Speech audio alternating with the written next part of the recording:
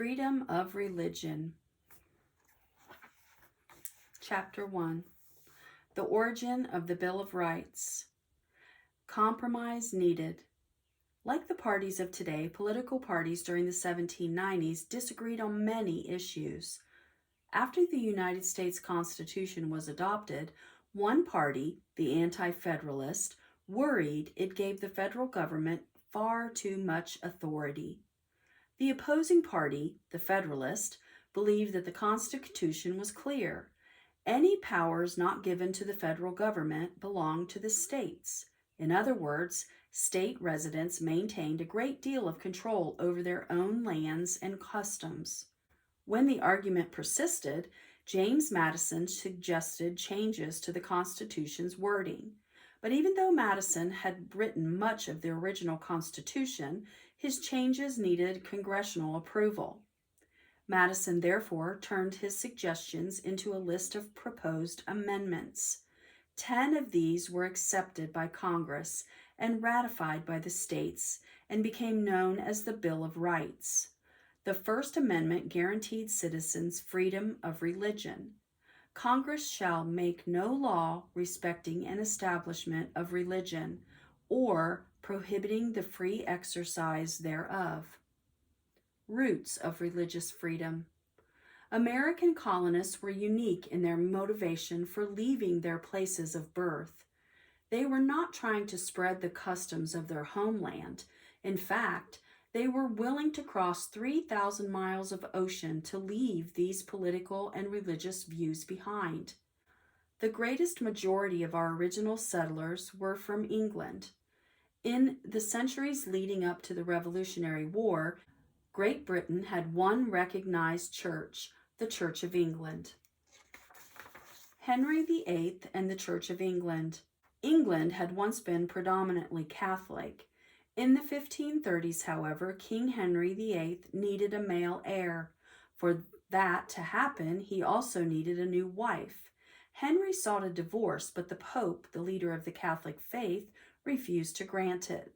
Henry's solution was simple. He would create his own Church of England. It would be a Protestant church, meaning the Pope had no authority over it. The church would be headed by Henry himself. Although Henry's reasons were personal, the resulting partnership between the church and monarchy affected everyone. With such a great concentration of power, Henry could do anything he liked, whether or not it befitted his subjects. It was the abuse of this power by Henry and subsequent monarchs that prompted thousands of immigrants to seek a new life in the colonies. Henry VIII is remembered by many as the king whose stubborn and persistent pursuit of a male heir led him to have 6 wives. He was much more than that. While not his main intention, Henry's break with the Pope opened the floodgates to a variety of Protestant groups. That, in turn, led to more diversity of belief and ultimately to greater religious freedom. Religion and the First Amendment. After winning independence from Great Britain, our founding fathers were determined not to repeat the mistakes of their native country. This meant creating a clear division between government and religion, a concept also known as the separation of church and state. The First Amendment offers the citizens of the United States 2 very specific guarantees regarding freedom of religion. These are known as the Establishment Clause and the Free Exercise Clause. Establishment Clause. The Establishment Clause prevents the United States Congress from creating a national religion, demanding that people follow or financially support one specific faith, collecting taxes to support a church. The Establishment Clause also provides that citizens cannot be barred from voting or holding elected office because of their religious views, or prevented from owning a home or holding a job because of their religion. Free Exercise Clause. The Free Exercise Clause allows citizens to demonstrate their faith as they see fit. There are restrictions, however. Clear-cut evidence of danger, illegal activity, or an unfair burden on others can outweigh the free expression of religion. Chapter 2. Struggles with Religious Freedom. The Puritans. The Puritans were English Protestants who believed King Henry VIII's Church of England retained too many Catholic customs. When their attempts to reform the church failed, thousands sailed to America in the 1630s. Remarkably, although the Puritans came to Massachusetts Bay Colony to practice their own beliefs freely, they had little tolerance for the faiths of others. Roger Williams. When Roger Williams arrived in Massachusetts in 1631, he was outraged by the punishments his fellow Puritans inflicted on Quakers and Baptists, whom they denounced as heretics. He was also vocal about what he saw as a lack of separation between the Puritan Church and the colony's governance. In 1635, he was banished from Massachusetts Bay Colony. New settlement. The following spring, in 1636, Williams established his own settlement that he named Providence in what is now Rhode Island. In Williams' colony, laws were established by majority vote. Residents were also guaranteed liberty of conscience, meaning that they were free to form their own religious and political beliefs. It was the first town in America to offer a complete separation between the roles of church and state. Roger Williams's philosophies, in great part, influenced the enactment of the First Amendment. William Penn's Holy Experiment. Unlike the Puritans, William Penn envisioned the colonies as a safe haven for members of all religions. Much to his father's dismay, Penn became a Quaker at the age of 22. In England, this was cause for imprisonment. Penn spent nearly a year in jail for refusing to deny his beliefs. In 1681, Penn received a land grant consisting of over 45,000 square miles from King Charles II to repay a debt owed to Penn's father. The king named the new colony Pennsylvania. Penn called it his Holy Experiment. He invited persecuted peoples from around the world and guaranteed them freedom of religion, fair jury trials, and free elections, among other rights. He also created a framework of government that included the concept of amendments. These, Penn believed, would allow laws to develop peaceful as society itself evolved. Penn's concept of amendments would be borrowed by James Madison and Congress when it came time to create the Bill of Rights.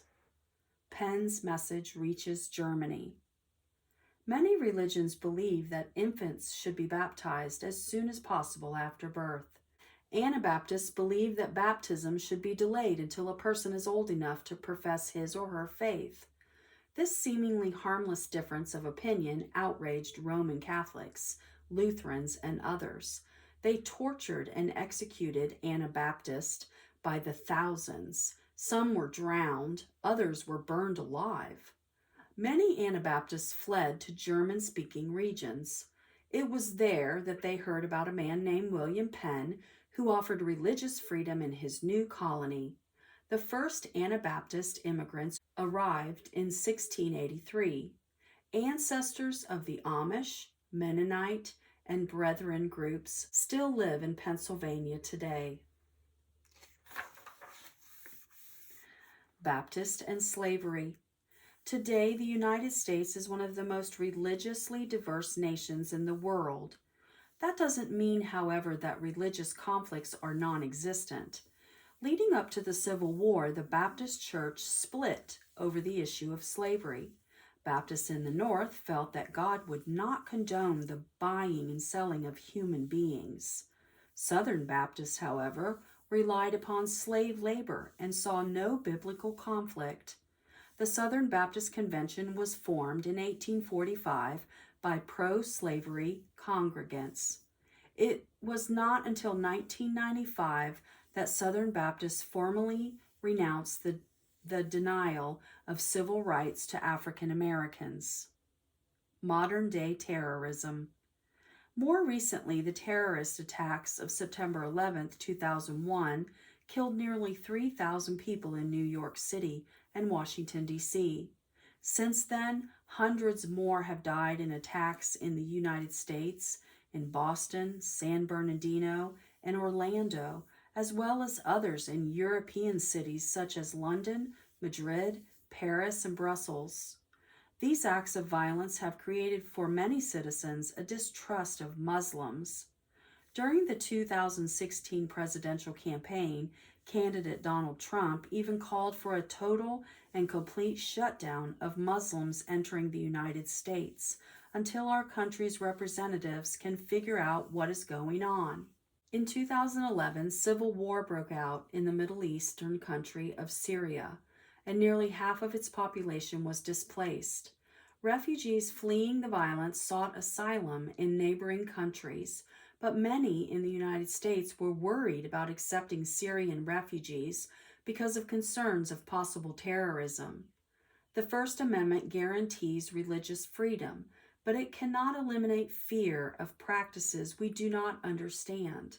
It can, however, provide a legal means to address perceived prejudicial treatment.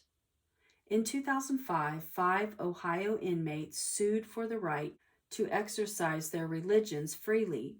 What made the case interesting was the unusual nature of the prisoners' religions. One was a Satanist, 2 followed a Viking religion worshiping the mythological god Thor, and another was a Wiccan witch, and the 5th belonged to a white separatist church. The Supreme Court unanimously voted that the First Amendment protected the prisoners' rights to exercise their religions, even if they were not mainstream. The right to not believe. Freedom of religion also means freedom from religion. The Establishment Clause of the First Amendment makes it clear that no one can be forced to practice any specific faith or even to believe in God at all. Those who don't believe in God are called atheists. Those who feel there is no proof of the existence of God are called agnostics. 2 important Supreme Court cases have established atheists and agnostics' rights to exclude themselves from religious observance. Wallace v. Jaffrey. In 1995, the Supreme Court took up the case of Ishmael Jaffrey. Jaffrey was a resident of Mobile County, Alabama, and the father of 3 children. Each morning, Alabama schools started the day with a minute of meditation. In some classrooms, including those of his children, teachers led prayers during this time. Jaffrey was an agnostic. He sued the school, claiming that his children were being forced to participate in religious activities. The Supreme Court agreed with Jaffrey. They found that by requiring prayer, Alabama schools were endorsing religion and violating the First Amendment. Chapter 3. Religion and Government. Look at the back of the dollar bill in your pocket and you will see that it includes the motto, "In God We Trust." You might ask how this is possible if there is a separation between church and state. This was the same question asked by Stephen Ray Aronow in 1970. He was the first to file a lawsuit claiming that the motto violated the Establishment Clause. The California District Court found that, regardless of Aronow's claims, he had no legal standing to file the case. Although Arrow was a U.S. citizen and taxpayer, the motto's appearance on currency and coins was dictated by federal law. Aronow, an individual, lacked the power or authority to overturn this law. Aronow appealed the decision. The appeals court judged the case on its merits, not on Aronow's ability to file the lawsuit.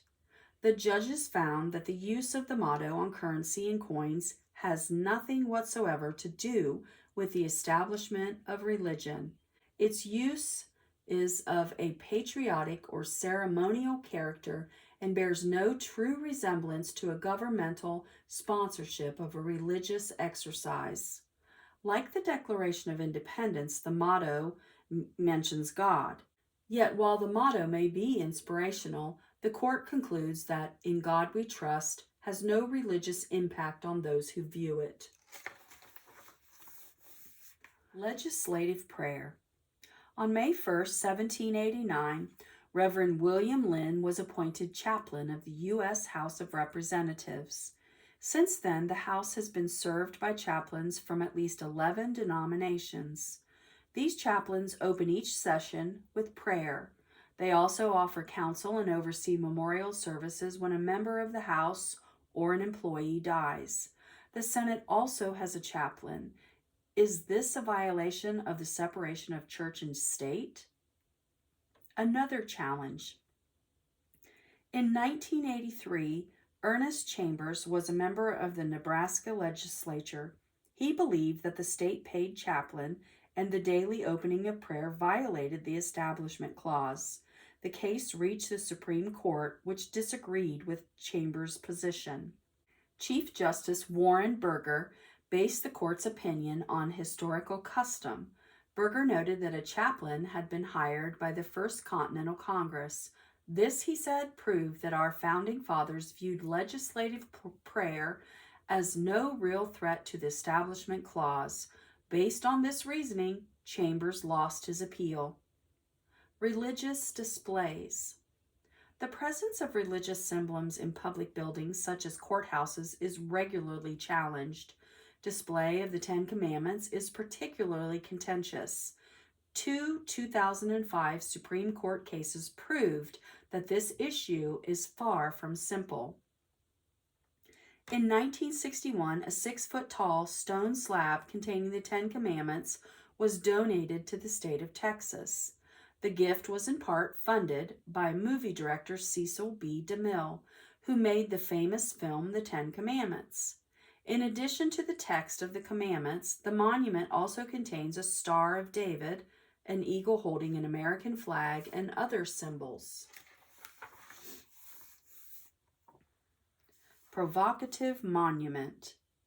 Thomas Van Orden frequently walked past the monument on his way to the Texas Supreme Court's Law Library. He believed the placement of the Ten Commandments on state capitol grounds indicated that the government endorsed religion. The district court and the appeals court after that ruled against Van Orden. The case made its way to the U.S. Supreme Court, which also ruled against Van Orden. The court based its decision on the monument's historical value. Additionally, the justices decided that the religious text on the monument does not necessarily violate the Establishment Clause. Kentucky Challenge. At the same time, another important case was being litigated. The American Civil Liberties Union filed suit against 3 Kentucky counties displaying the Ten Commandments in courthouses and publicly funded schools, McCreary County versus ACLU of Kentucky. This time, the Supreme Court found the practice to be a violation of the First Amendment. It was a 5-4 split decision, but the court found the display unconstitutional. By displaying the Ten Commandments, the court ruled Kentucky's state government could be assumed to be endorsing religion. Not so happy holidays. Even more than the Ten Commandments, holiday displays generate a great number of First Amendment challenges. Is it proper to erect Christmas trees, menorahs, and nativity scenes in public land and buildings? How could customs so happy and festive create such controversy? The first case involving Christmas decorations reached the Supreme Court in 1984. For 40 years, the city of Pawtucket, Rhode Island, erected a Christmas display. Located in the shopping district, the display included Santa's house, a season's greeting sign, and a nativity scene. Daniel Donnell, who had lived in Pawtucket for only 4 years, took offense at the display. He believed it had violated the Establishment Clause of the First Amendment. Court rules displays non-religious. The first two courts that heard the case agreed with Donnelly and ordered the city to remove the nativity. The Supreme Court took a different view. The display was obviously aimed at Christmas shoppers. The court said, as such, Pawtucket was not trying to impose a state religion on its residents. Instead, the court felt the display served a secular, non-religious function. The Supreme Court overturned the decisions of the lower courts, including other religious groups. A later, more complicated case resulted in seemingly contradictory decisions. In 1989, Allegheny County in Pennsylvania exhibited not one but two holiday displays on the grounds of public buildings. There was a nativity scene inside the county courthouse and a large menorah and Christmas tree outside the city-county building. The American Civil Liberties Union, ACLU, felt the county government was endorsing religion. The Supreme Court found that the display of the nativity scene inside the courthouse did violate the Establishment Clause, but the menorah, because it was placed beside a Christmas tree, was a secular display and could remain in place. Why don't churches pay taxes? Why are religious organizations exempt from income and other taxes? This is a question that many citizens ponder. After all, if the federal government cannot establish or endorse a religion, how can one of its agencies give churches special treatment? The reasoning behind their tax-exempt status is that the exemption keeps the government out of the financial affairs of churches, thereby ensuring the separation of church and state. Others argue the opposite, that tax exemptions violate the separation of church and state because the exemptions are a privilege, not a right. Taxes are collected by a federal agency called the Internal Revenue Service, IRS. It is the IRS that grants tax exemptions to place of worship, members of the clergy, and religious organizations. These special tax laws recognize the unique protections offered by the First Amendment. Conditions for tax exemption. In order to remain tax exempt, certain conditions must be met. Otherwise, the IRS can revoke the tax exemption. The main mission of the organization must be religious or charitable. Earnings cannot substantially benefit one individual. The organization's primary function cannot be to influence creation of laws, known as lobbying. The organization cannot participate in political campaigns or support or denounce any other particular candidate. The organization's activity must be legal and in keeping with established public policy. Bob Jones University versus United States. Bob Jones University did not allow African American students to attend. So, in 1970, the IRS revoked its tax exemption because it discriminated on the basis of race. Bob Jones University, the IRS declared, would now pay taxes. Bob Jones University filed a lawsuit claiming the decision infringed on the school's right to exercise its religious beliefs freely. Aftermath. When the case reached the Supreme Court, the justices stated that religious schools have a particular obligation to end racial discrimination. It was the court's opinion that the IRS was right in revoking the university's tax-exempt status. The school relented, and in 1971 it allowed African American students to attend. However, it still banned interracial dating. That ban remained in effect until 2000. When presidential candidate George W. Bush visited the campus, the resulting public uproar spurred university administrators to change that policy. Chapter 4, Religion and the Workplace, Civil Rights Act of 1964. The First Amendment is not the only law protecting religious liberties. During John F. Kennedy's 1960 presidential campaign, he promised equality to all. Once in office, he proposed a Civil Rights Act. Before it could become law, however, Kennedy was assassinated. His successor, Lyndon B. Johnson, successfully passed the Civil Rights Act of 1964, which guaranteed all Americans religious rights. JFK and the Civil Rights. Kennedy adopted vigorous action to guarantee civil rights for all.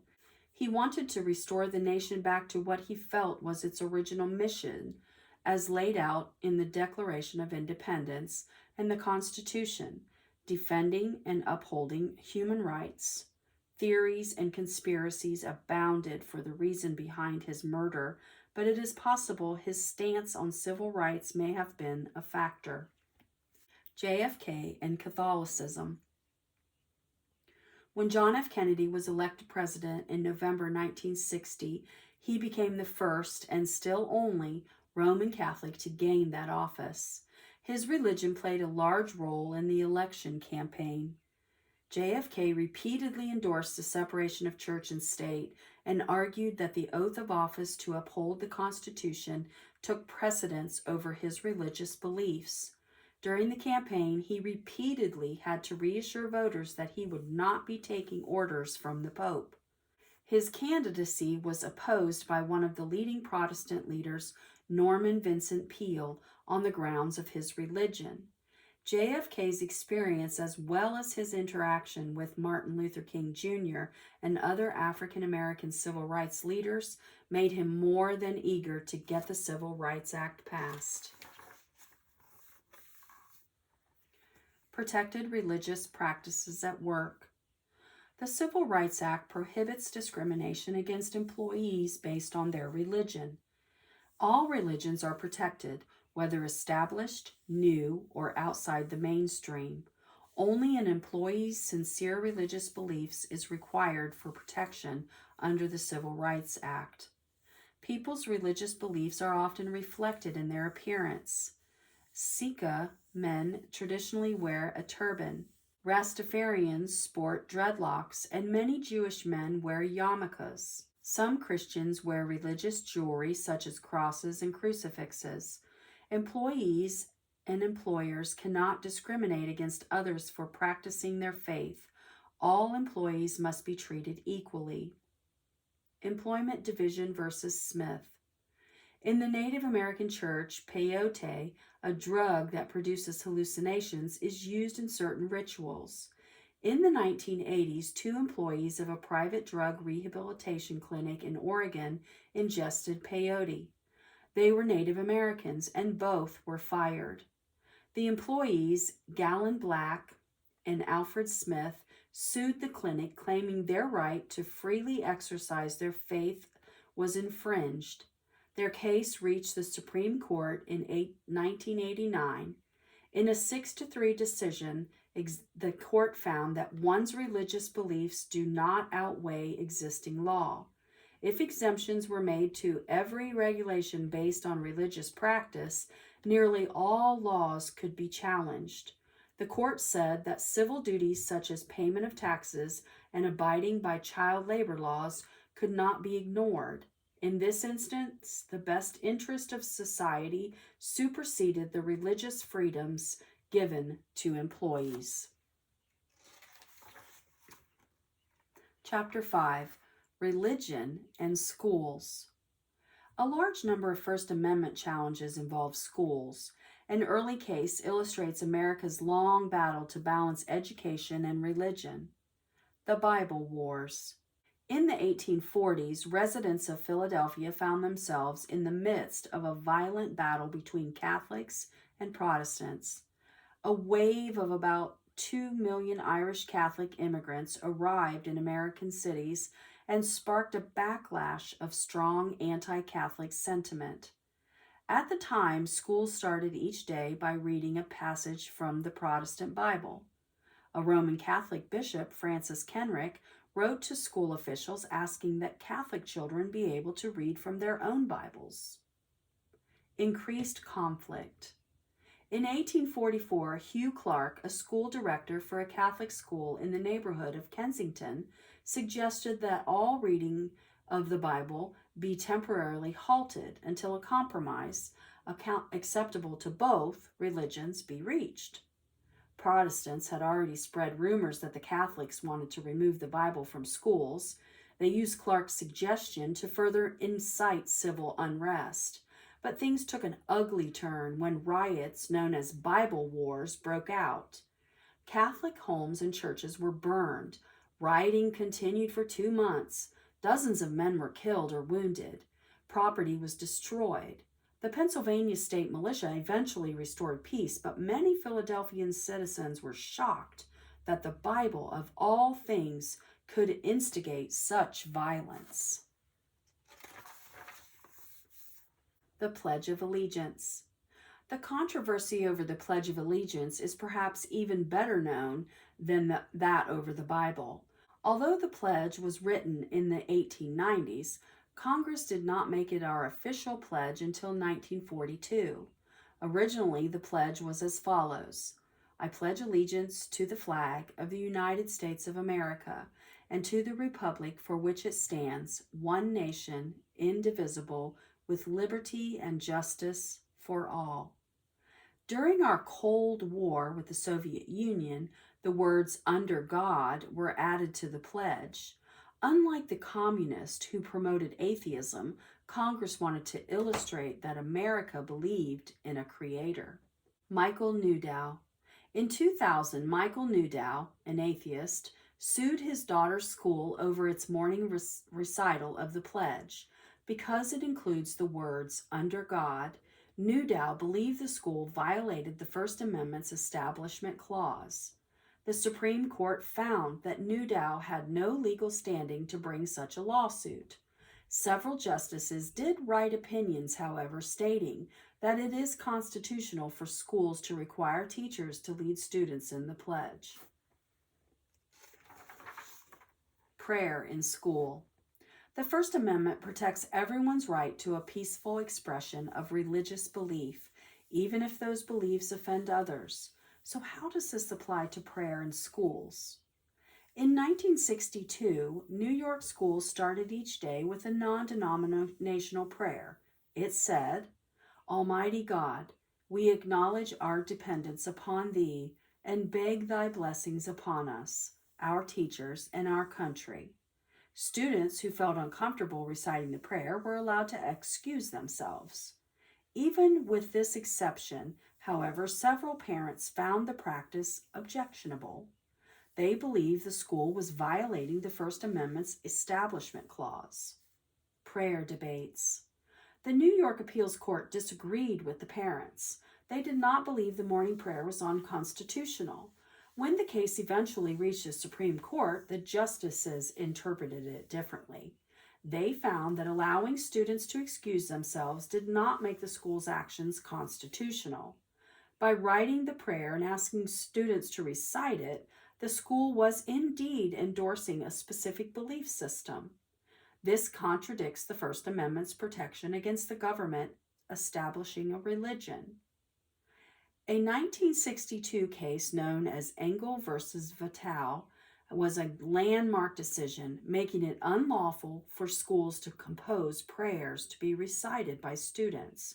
But it did not, as many claim, eliminate prayer from schools. It is still lawful for students to pray, individually or in groups, as long as they do so peacefully and without disrupting others. School vouchers. The subject of school vouchers is hotly debated. Vouchers are provided by a school district to cover tuition at private schools of a parent's choosing. These vouchers are distributed based on financial need. In 2002, taxpayers requested the constitutionality of Ohio's school voucher program. Since 96% of the families receiving vouchers chose religious-based schools, these taxpayers felt that the state was endorsing religion, a clear violation of the First Amendment.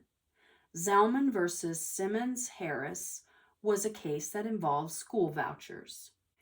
In a close decision in Zelman versus Simmons-Harris, the Supreme Court found Ohio's voucher program to be constitutional. Since parents could choose any institution, religious or not, it was the families who were endorsing church-run schools, not the state of Ohio.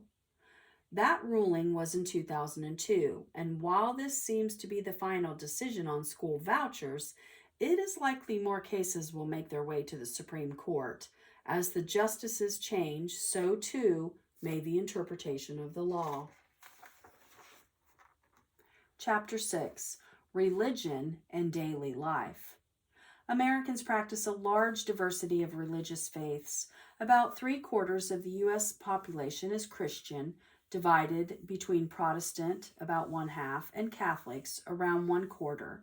The largest other Christian groups are Mormons, Jehovah's Witnesses, and Orthodox, but many other religious sects exist.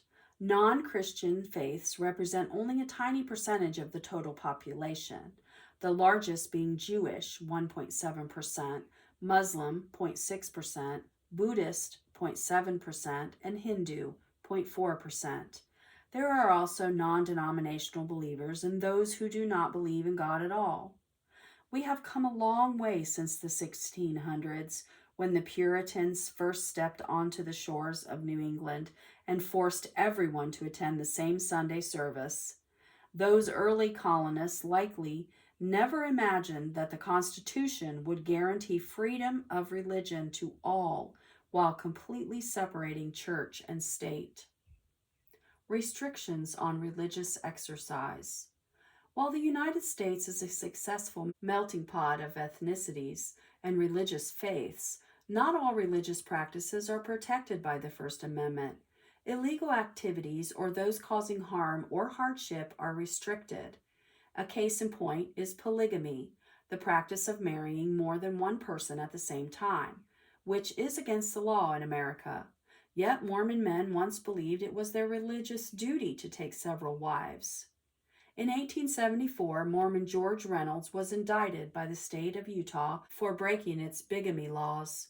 His case eventually made its way to the U.S. Supreme Court, Reynolds versus United States. The justices found that Reynolds' religious duty did not supersede the nation's long-accepted laws limiting a person to one spouse.